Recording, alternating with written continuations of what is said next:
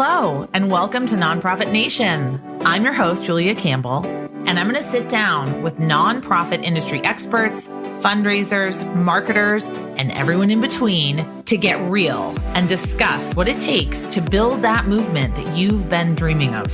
I created the Nonprofit Nation podcast to share practical wisdom and strategies to help you confidently find your voice, definitively grow your audience, and effectively build your movement.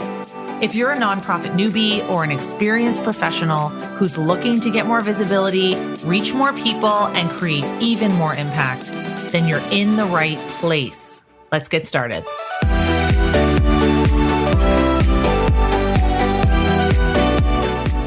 Hello, everyone. Thanks again for tuning in to the Nonprofit Nation podcast. I'm your host, Julia Campbell. And today we're going to talk about long-term planning, strategic planning, and all the things related to that. And I have my very special guest, Cherian Koshy, with me today. Cherian is a certified fundraising executive, that's the CFRE label, chartered advisor in philanthropy, and AFP Master Trainer. He spent over 25 years in nonprofits, mostly as a fundraiser. And right now, Cherian is a nonprofit investment consultant and principal at Endowment Partners, which is an investment management firm that solely focuses on nonprofits, foundations, and endowments. He currently serves on the global board of the Association of Fundraising Professionals and is the chair of the Iowa Commission on Volunteer Service, as well as 8 other boards and commissions. And he has 3 kids and travels all the time. So I'm not sure how you do it. Cherian, do you sleep? I don't sleep a lot. That is for sure the case. But who does? You don't sleep a lot, do you? I 2 do. kids and your world domination work. People think that I don't sleep, but I actually try to. I try to sleep at least 7 or 8 hours a night. Can you believe it? I read the Arianna Huffington book and it kind of changed my perspective on sleep. And then also when I had COVID, we were just talking about this, I found that I desperately need sleep more than ever. So I'm just like, you know what? I'm tired at 9 p.m. I'm going to bed. So I want to hear about how you got into nonprofit work and sort of a little bit about what you're doing now. Oh, yeah, absolutely. So my first job was at the Minnesota Zoo, but not in fundraising. It just happened to be a nonprofit. I was a food service person. So I did that very early on. And then right out of high school, I started doing canvassing work. So if you have listeners who are in the UK, they call them chuggers there, which is, I think, a cooler name. But we went around neighborhoods and asked people for money for the Sierra Club or Human Rights Campaign or these other things that we worked at. And then I went out east and did that work as the state director out in Boston and in Connecticut for that work, and really got bit by the bug of like, this nonprofit thing is really interesting. So fast forward, kept working in nonprofits in different roles and got into really fundraising as a big piece of what I did, and as the development director for kind of small and then mid-size and even sort of larger organizations to build out systems and strategies, and did that all the way through the pandemic. And I guess we're still in the pandemic, but as the last organization I was in started emerging and was very strong, I had the opportunity to, as you mentioned, I'm on a bunch of different boards. We had some excess capital on one of those boards, and we're trying to figure out where to put it because there was really no place to put it that made sense. And I got connected with this group, Endowment Partners. It's a women-owned firm, which is less than 2% of all wealth management firms in the US. And they were really smart about adapting techniques to nonprofits, started talking to them a lot. We invested with them and then started some conversations. And they were like, hey, is this something you would like to do? And I was like, yes, this would be awesome. So I get to keep working with all of my nonprofit friends. I get to keep supporting consultants that are my friends because we do the investment management side. And if they don't have a consultant, we can help them with that. Or I can be like, hey, have you met my friend Julia? So it's all good stuff. And I love being part of it and stretching a kind of new muscle for me. I think that's so important. And I love that you have the board and commission perspective now, especially having been on the front lines in the trenches as a fundraiser. And you can bring that perspective. I'm not sure if a lot of board members have that perspective. Oh, good point. Yeah, I hadn't thought about that. I don't know that my wife agrees with the 8 boards, commissions, and 3 kids all in the mix component. Lot of Zoom meetings at 7 p.m., I would imagine. Yes. Yeah, yesterday the kids are like, "Where are you going today?" I'm like, City Hall today." I serve on the school board here, so I sympathize. Oh, I feel for you. Yeah, I sympathize. A lot of meetings, a lot of, where are you going today? What's happening today? Like, are you going to be home for dinner? Because now we meet in person. Actually, we've been meeting in person for a while, so it is a lot of missed dinners, but it's worth it because we're making change, and that's what we're talking about today. We're talking about long-term planning, which unfortunately I think is something that seems foreign or unattainable to many nonprofits. And what I want to ask is long-term planning relevant now, especially with what we've seen in the past 2.5 years, where our best laid plans kind of went out the window? Yeah, absolutely. So, I mean, obviously the answer is yes. And even better than that, I think it's more important now than it ever was before. So I want to separate first and foremost the fact that we are currently living through all these things that are truly tragic, right? I mean, first and foremost, the pandemic and loss of life and people's illnesses and whatnot. But then you compound that with the economy and inflation and how that affects people's day-to-day lives. And then, of course, this terrible war in Ukraine and the loss of life and loss of security and stability there in the world. And of course, that impacts them significantly and everyone else as well. We are living in these times where it can feel paralyzing. And I think that's what a lot of nonprofits here in the United States and all over the world are feeling and continue to feel is we made these plans and none of our plans make any sense anymore. I mean, how do we even kind of think through what happens tomorrow, much less 3, 4, 5, 10 years from now? But first and foremost, we have to take care of ourselves and our staff and our beneficiaries as best we can during this time. But it can be very tempting to put our heads down and focus only on that. And what becomes very scary, particularly for small and mid-sized organizations, is you get sucked into essentially playing whack-a-mole, like, dealing with these immediate problems, and you never kind of lift your gaze to the horizon to see there's a longer game at play. And that's why I think long-term planning is so, so important, even in the midst, or especially in the midst of tragedy and disaster, to say, like, how do we first and foremost make sure that this never happens again? How do we make sure that we can continue to do the good work that we know is so important, despite the environmental circumstances that will come in the future? So I know this is really, really hard to say or even think about, but this will not be the last pandemic. It will certainly not be the last recession/bear market. It will not be the last war that we face. So it's really important on leaders to really think about what's that long-term plan and how do we address that, but also to have the mindset to say, with that long-term plan, we know that the day-to-day will change maybe a lot, but we've got to keep our eyes focused on what we need to accomplish in the long term to be able to structure our plans in a way that help us accommodate what we need in the short term, right? So do we have the people? Do we have the resources? Do we have the other infrastructure to make sure that we can continue to deliver on the services that we do? Exactly. And I know that in the business world, which I'm not really in the business world, but I know that there is an extreme focus on short-term gains, cutting costs, sort of shareholder gains. Do you feel like the nonprofit sector, there's too much of a focus on short-term gains versus long-term investments and planning?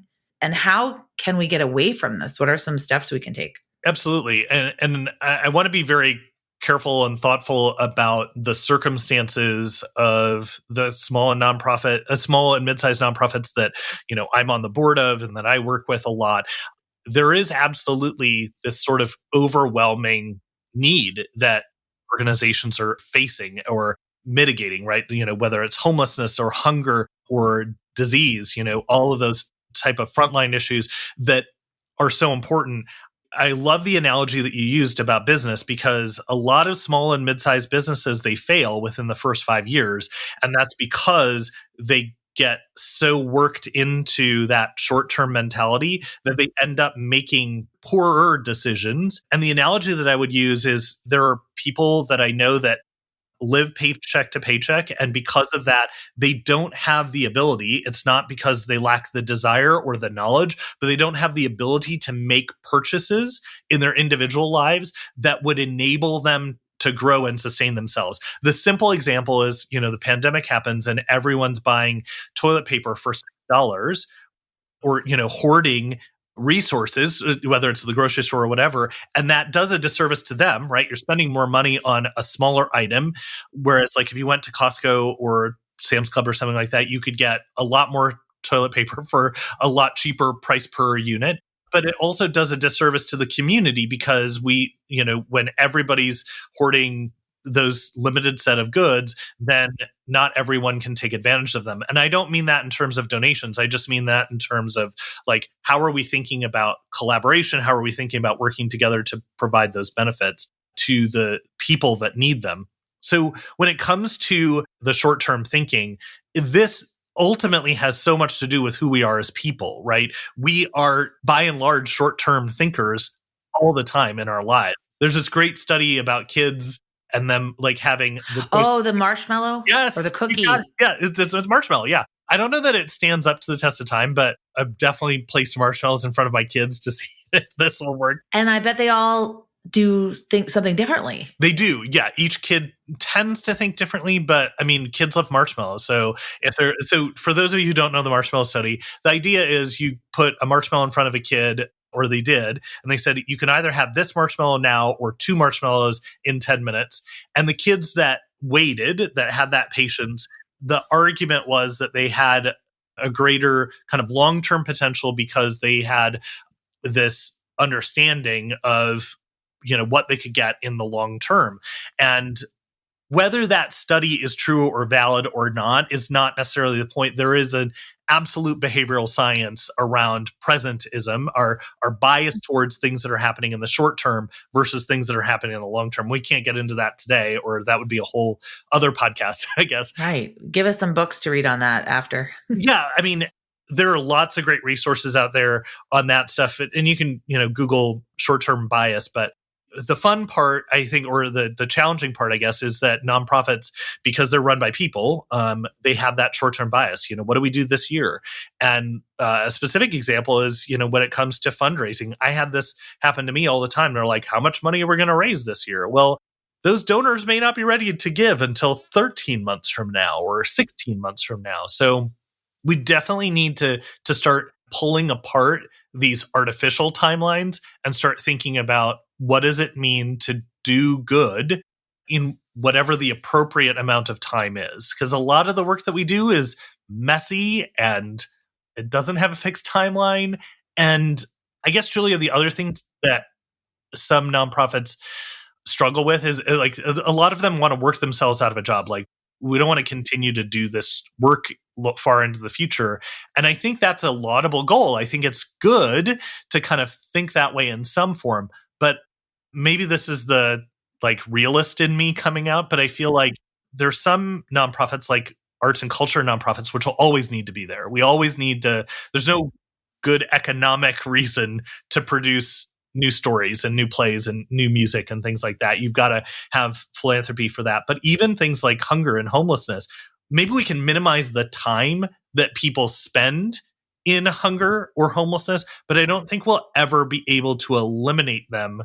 Star Trek tells us we figured it out, but yes, but I don't know if that's going to be true for us. At least, probably not in my lifetime, unless something dramatically different changes. But I think there's always going to be a need for nonprofits to do important work that governments won't do or businesses won't do. So we got to be mindful of how that works out.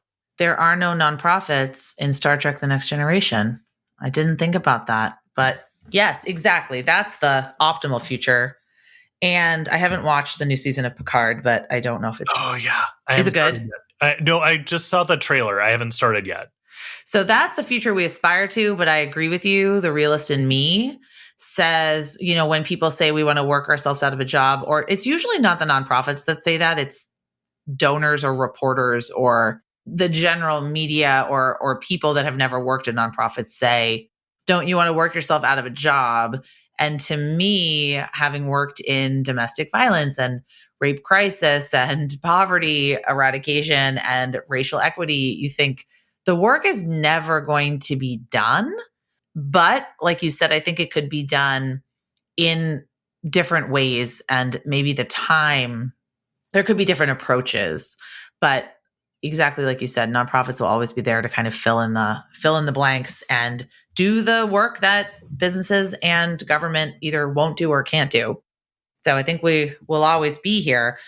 But so I was looking at your blog, and what I found really interesting was that you do have a lot of actual solutions in your blog. So you don't just write about, here's the problem and what can we do about it? And I love that. So it's really striking to see a blog that actually offers solutions. And I'm a blogger too, so I get into that as well.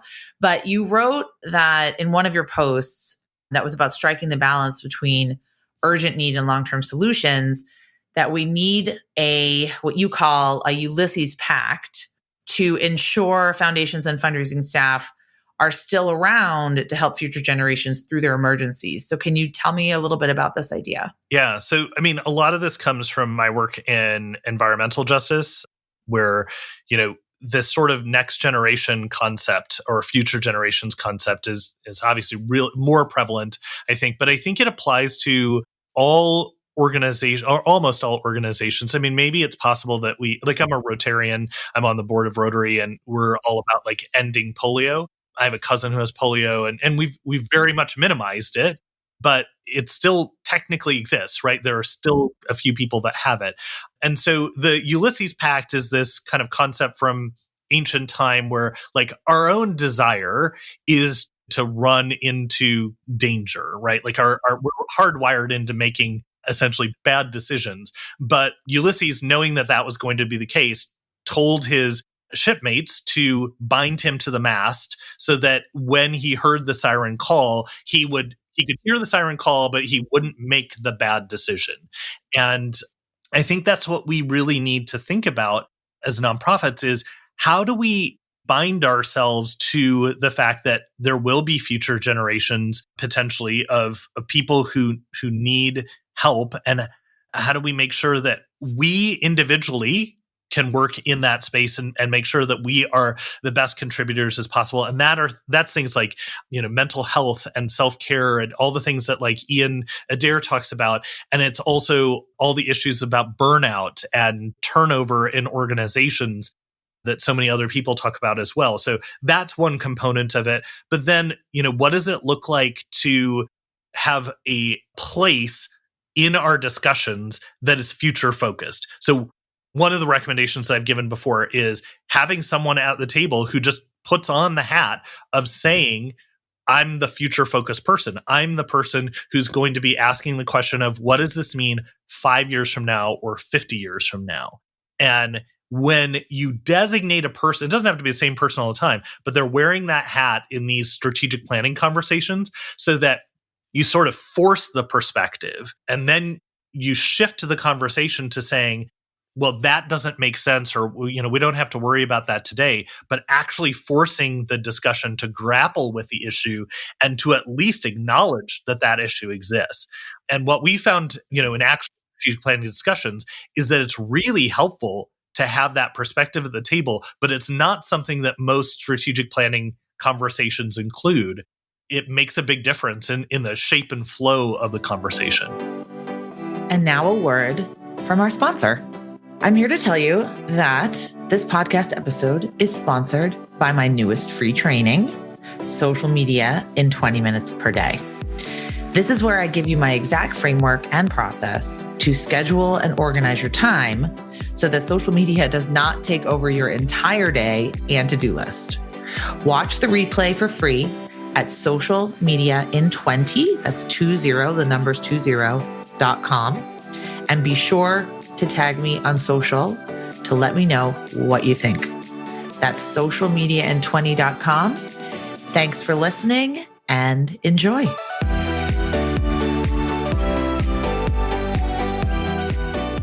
Do you think that foundations, more than a traditional like social service nonprofit, does have long-term planning on the forefront? I think some do. I mean, I think, with any type of organization, whether it's a nonprofit or a foundation, the different people and the different makeup of the organization are very different. I am a proponent of the fact that foundations, should distribute more money than they're currently distributing based upon the existing need. But foundations are uniquely situated to be funders and have the capacity to do things that nonprofits can't necessarily do. So understanding that they are different and potentially have a different time horizon. I mean, some of them sunset, but they have the ability to look long term and be able to fund things long term. So, for example, if you have a $10 million foundation, which a lot of foundations are around that kind of amount, if they took that $10 million and dropped it on an organization that addressed homelessness in Massachusetts, for example, that would only go so far. And then 10 years from now, what do we do? That foundation doesn't exist anymore, but the problem still exists. So how do we address that? And there are very few entities like Mackenzie Scott or who can continue to drop those kinds of dollars. So Life-changing, game-changing kinds of dollars, really. yeah, absolutely. And we're so grateful for the work that she's doing. But then the neat thing is, the way that she's managing her assets, she can continue to do that, right? Yes, exactly, because she's planned long term. Yeah, precisely. So if we have 100 Mackenzie Scotts out there, imagine the type of solutions that we can have, because that source of revenue for the nonprofit incubator who's innovating and addressing, I don't want to get too much into like you have to do this cool new fancy thing, as much as like organizations that are on the ground dealing with circumstances that are near and proximate to them, right? Like those are issues that need funding, and they need that funding in the long term. So how do we work together? I wrote this piece for the Center for Effective Philanthropy as well. Like we need to work together to figure out how to make this balance make sense so that nonprofits get the dollars that they need today, but they also know that there's a long-term funding piece so that they can continue to do that good work without having to worry about laying off staff or not being able to be competitive in terms of salaries and benefits and programming to serve their beneficiaries. So it's all this very complicated thing that a lot of times on Twitter, gets boiled down into something that nobody really agrees with and doesn't really make sense. So that's sort of the point, is we really need to think long and hard. And I don't think there are easy solutions to any of it. I think honestly, a solutions-based framework is probably my own Western bias coming into play. Like there's a problem, solution, and here's the neat, tidy bow. And that's probably not the right answer. Well, speaking of short-termism, which is something that you also talk about in this blog post, something you said just really made me think about how funding in the sector works. And I remember being a grant writer and a development director and struggling to get grants that were more than 1 year. And foundations would say, well, you have to be sustainable. Well, okay, how can we be sustainable in just 1 year? And yes, we need to look for other funding sources, but these needs are always going to be here, or at least hopefully we will reduce them, but they're always going to be here. So how do we make foundations, funders, corporate sponsors understand that these are long-term investments, if you will? Honestly, Julia, if I had the answer to that, I would be like, if we did, we would own the world. Right. Let's figure out the answer to that. And then we'll have books and, speaking, all the things. I'd start with the fact. So this comes back to a CEP blog I wrote. I think the primary element is shifting the mindset of foundations and even boards. So one of the reasons why I'm on a lot of boards is because I think it's really important to shift the mindset of boards, because a lot of times these people come from a corporate background, a business background. They've made some money. They want to do good, hopefully, kind of imputing a culture of philanthropy on a lot of these folks. I think for a lot of people, there's good intention, but they come from the intentionality of leveraging the least amount of capital for the most amount of gains. And that mentality is problematic when it comes to true, social impact work, where it isn't inexpensive to do this work. It isn't something that truly needs to be aligned with efficiency and ultimately laying out the least amount of capital to do the most amount of work, and that scalability complex. I think, again, Mark Pittman and I wrote a journal article on this, and hopefully it get published soon, where there's truly an influence that has been centuries in the making, that has driven nonprofits into this way of thinking, and that's infected. I use that word on purpose. Infected boards and infected funders. And what foundation leaders, corporate donors, like any funding source, any individual philanthropists need to understand is that this work really only works if there's long-term funding. And we need to do the hard work of having those conversations about partnership, about long-term partnership, and about saying, if this is a change that you want to see in the world, this is a tree that you are going to plant that you may never sit under the shade of. And we need to cast that vision to donors and funders to say, your goal here isn't to solve one tiny microcosm. It's to have a system change approach, and system change elements. We're never going to quote unquote solve the problem, right? But we're going to get closer and closer. I talked about it as like an asymptote in math, where we get closer and closer to justice. We're never going to get there, but because we're people and we're going to have all of these, messy interpersonal relationships. But the closer that we can get is the goal. And that's a long-term play. It's one that's going to outlast our children and our grandchildren. I think I wrote about that at one point. Like, when my daughter is 84, it will be the turn of the new century. And she's going to be facing some of these same issues.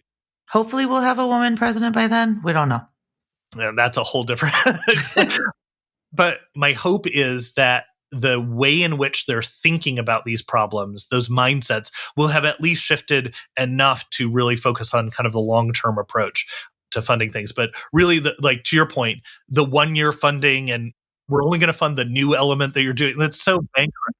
Yeah, it's terrible, bankrupt funding approach, because it incentivizes absolutely the wrong behaviors, right? Like we shouldn't be in the business of newfangled things. We should be thinking about what are the right solutions. And funders need to realize that nonprofits are on the ground. They know best how to address the need that's happening.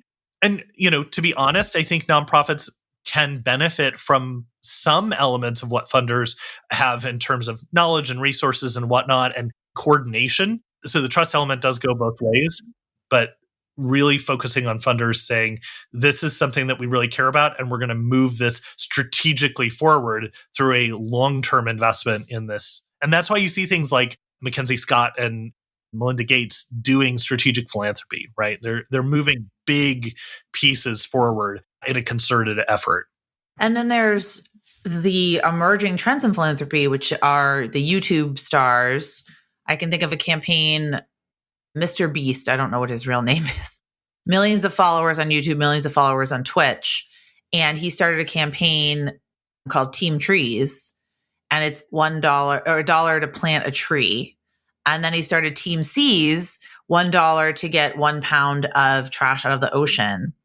And they raised millions and millions of dollars from small dollar donors that were $1, $2, and really encouraging people to understand the cause and to get involved, in any way that they can.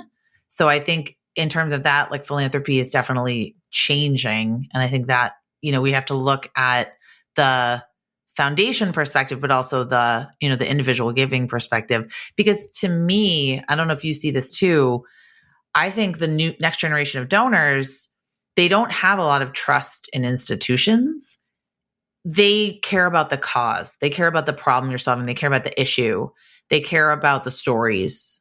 And your annual report, your operating budget, your overhead, quote unquote, they don't know that. They just see, okay, is this something that is moving the needle forward?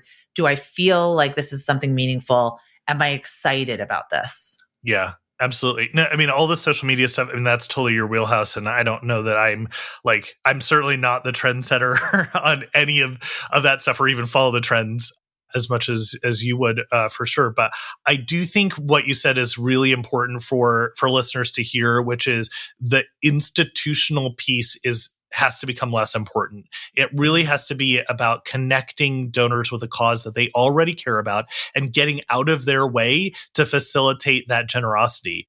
And that's what I think we as fundraisers do. But I also think the key component is really thinking through how do we reach people with those stories that help them understand how they can make a difference. And a lot of what I do, like all the speaking that I do, all of the sessions that I do, a total open book. Here are all the things that I did. Here's the literal script of what you can do. Because as fundraisers, I believe, and anyone in nonprofit is in some way a fundraiser. But what I believe is that we need to be encouraging generosity generally. Because the more people that care about the stuff that's happening to all of us, the better off we all are. And a lot of times nonprofits get in their own way of saying, like, those are my donors and I need to grab as many donors as I can. And it comes back to this hoarding mindset. And Jim Langley uses this analogy of like, some organizations are just grabbing as many apples as they can off the apple tree, and others are ramming a bulldozer into the tree to collect as many apples as they can. And what I think nonprofits should be doing is planting orchards all over the place, just planting orchards of people who will become more and more generous to whatever it is, right? Like there's so many, unfortunately, there's so many social, environmental, economic problem. Like there's so many things that people should get involved with. And there are too many things to leave up to the vicissitudes of government, especially right now with the divisiveness that we're dealing with, that, can move funding from one direction to another, like on a daily basis, honestly. That we just need to have people who care and people who roll up their sleeves and say, I will spend my time, I will spend my money, I will dedicate myself, like you do on the school board. Like we're going to be involved because our communities matter that much and we want to get engaged to make a different world for ourselves, for our kids, for, future generations, whatever it is. The next time someone talks to me about donor fatigue, I'm going to give the analogy of planting an orchard. I think that's absolutely beautiful. We shouldn't be ramming the trees with bulldozers and forcing the apples to fall off. We shouldn't be picking the tree dry so that it can't produce apples the next year. And we should be cultivating and growing and nurturing an orchard. That absolutely love that. I think that's fantastic. Well, we could talk forever. I do have one more question. Just a quote that you wrote that I love. You wrote, innovation is closer than you think, but your old maps will not help you find it. Kind of reminded me of the Goonies, to be honest, when I think of maps. But how do we get rid of these old maps and create new ones? That's a great question. And it really is a deep dive into how do you think about the issues that you're facing and what are the resources available to you. I'm a big fan. Like, if you look at my background, it's this weird alchemy of random things, which some people are like, why does this make sense? And I think it really is about putting very disparate pieces together and seeing, like, how does technology interact with philanthropy, interact with finances, with, all these other pieces. And we are very much conditioned to look at one set of blueprints or one map that has been the map for 100 years, and it's tattered and it's torn, and it was written by someone who didn't have the knowledge or insights that we do have today. So I think this is a clarion call for diversity on your boards, diversity in your staff, diversity in what you're reading and what you're listening to and how you're thinking about things, and bringing in a whole bunch of different perspectives and saying, what conditions need to be right in order for us to move in the direction that we need to go in. A lot of times we're saying that's not how we've done things in the past, and that's scary and that won't work. And if we change the mindset again and say, what would need to be true? What would need to be true in order for those things to make sense? Or how can we look at this problem through a different kaleidoscope prism? I know I'm mixing metaphors now, but it really is redrawing the map from scratch. Take everything that throw it out and say, let's start drawing it a different way. use those pieces to put the new map together. But the most important thing, Julia, is never assume that the map is finished. Never assume that the map is finished, because what we've done for decades is say, this is the map. This is the way that we get from point A to point B. And what I feel like we've learned, in the last several years is the map is continually changing. So how can we continue learning, continue growing, continue getting new perspectives to iterate both on the journey and in the destination so that we can all do better? What it reminds me of is that episode of The Office where Michael Scott has his GPS on and the GPS actually takes him into a lake, and he drives into a lake. He doesn't question the map. He doesn't question the GPS. He drives into an actual lake. And I think that analogy actually, I think that's pretty powerful, because a lot of us do that. We say, well, this is the way we've always done it. This is the way, this is the map. These are the directions. And then we're driving ourselves into a lake. So I love what you said about that. And then how can people find you? They can, what's your website? Where are you active on social? I know you're on Twitter. Yep, I'm on Twitter and LinkedIn, and I have a pretty unique name. So it's just myname.com. And then the firm's name is endowmentpartners.com. Fantastic. We'll link to all of that in the show notes. And Cherian, I will see you at an in-person conference sometime soon. I'm so thrilled. And I'm just so happy to have you on the podcast. And we could talk for hours, so you'll have to come on again. Thanks so much for having me. I love it and love talking to you. And you're the best. I can't wait to see you. Okay. Good luck with all those kids. You too.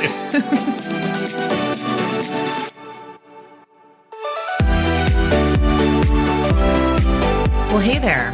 I wanted to say thank you for tuning into my show and for listening all the way to the end. If you really enjoyed today's conversation, make sure to subscribe to the show in your favorite podcast app, and you'll get new episodes downloaded as soon as they come out. I would love if you left me a rating or a review, because this tells other people that my podcast is worth listening to. And then me and my guests can reach even more earbuds and create even more impact. So that's pretty much it. I'll be back soon with a brand new episode. But until then, you can find me on Instagram at JuliaCampbell77. Keep changing the world, you nonprofit unicorn.